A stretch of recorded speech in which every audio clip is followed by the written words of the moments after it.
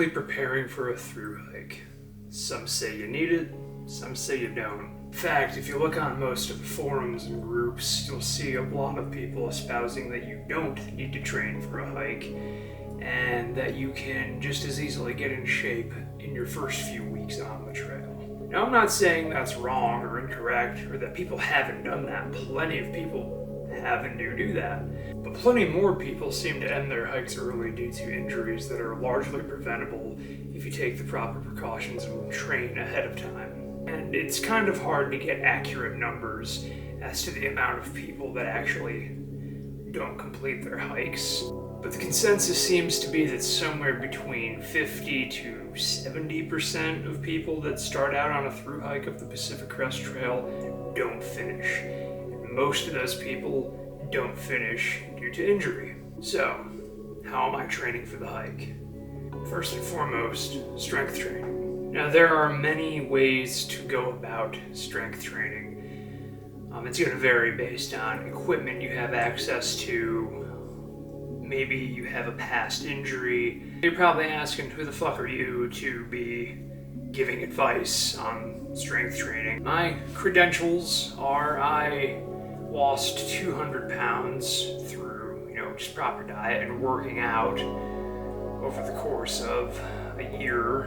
And I've been able to keep that weight off for going on 5 years now.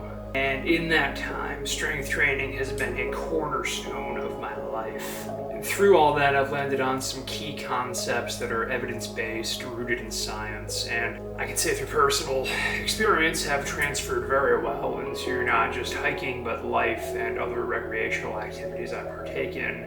And on top of what I've learned and researched myself over the years, by the time this video releases, I should be an NASM certified personal trainer for whatever that's worth.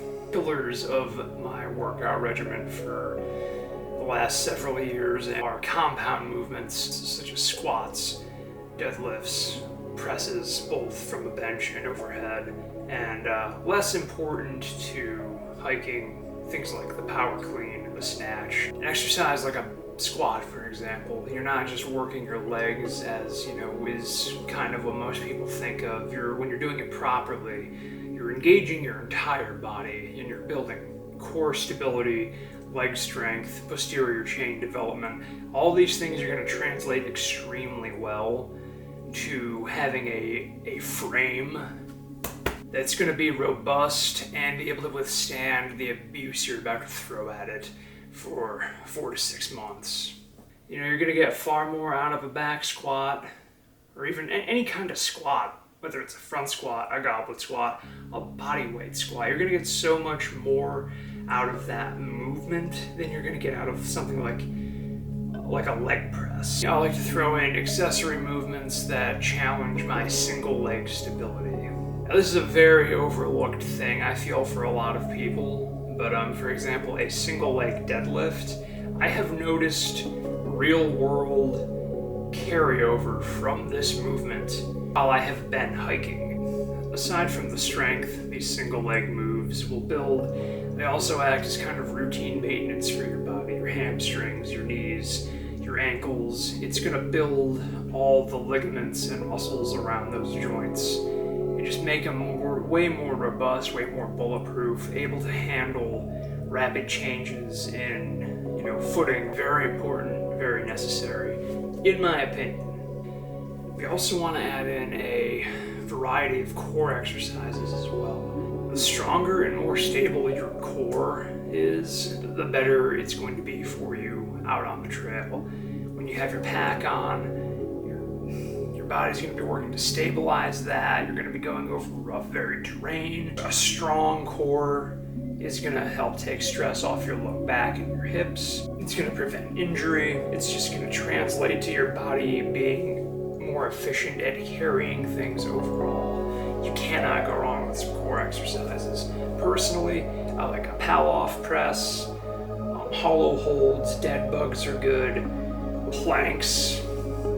My favorite core exercise is super heavy loaded carries. And I'm talking heavy, like enough weight that you're nervous about picking it up. but the benefits that I personally have gained from that are immeasurable, to be honest. Because the grip strength, core stability, and just overall benefit I get from that move alone translates into many facets of my life, the least of which is backpacking. Right, so we can't just be in the weight room all the time. There's the conditioning side to things. I like to run. Sprints are my favorite activity. Hill sprints specifically are going to have some very strong carryover to being able to crush some miles, especially going uphill. But even so, like, really, running is a very different sort of activity than what you're going to be doing on a hike, especially a through hike. And for that, the best thing to do is get out and hike. It's not more complicated than that. To be honest, forget everything else I've said so far. If you're gonna do one thing to train for something like this, just, get out there, go hike, walk uphill, get one of these, do this, go out there, walk some miles. You can get away with doing something on a treadmill. The important thing is to get your body used to moving under some sort of load. So whether you're carrying a dumbbell or a kettlebell, you got a sandbag on your back, if you want to take your pack to the gym, all those things are going to be better than doing nothing. Bonus points if you've got a Stairmaster, but it is important to get out there and hike over terrain, varying terrain. It's going to work your body much differently than a treadmill or a Stairmaster or anything, any machine is going to. You can't be replicated otherwise, the way you're going to work your stabilizer muscles and get your body used to just moving over uneven terrain for a long period of time. So the more you can get out and do that, the better. I want to back up and say, you can definitely just go start hiking from the couch. You don't need to be an athlete, you don't need to be in shape. In fact, if you're not in shape, I encourage you to get out and hike. It's some of the best exercise there is. But walking 15, 20, 30 miles a day for 4 to 6 months, living out on the trail, eating very poorly more than likely, that's a whole other animal. And while I've never done a through hike of any of the major trails, I have spent a few days at a time out in the woods of Pennsylvania.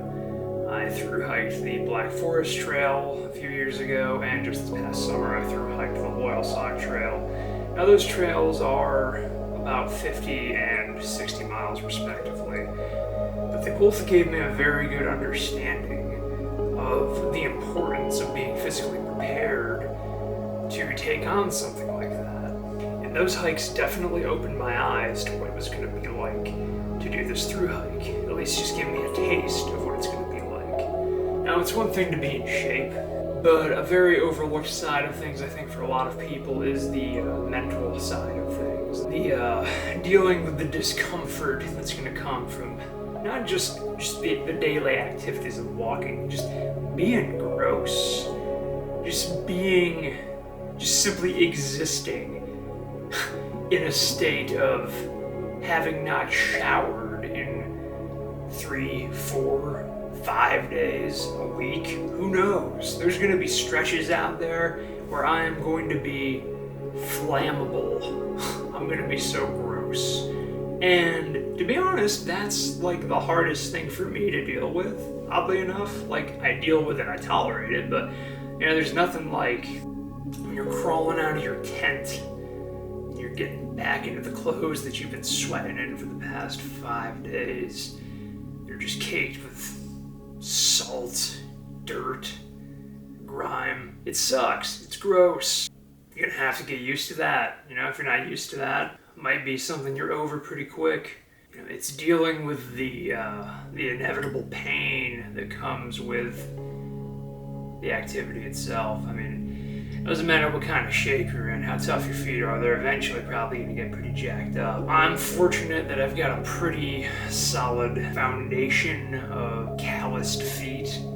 I don't really get blisters, but a lot of people do. But you got to get those feet conditioned ASAP. This has been a look at what I am doing to physically and mentally prepare for the Pacific Crest Trail.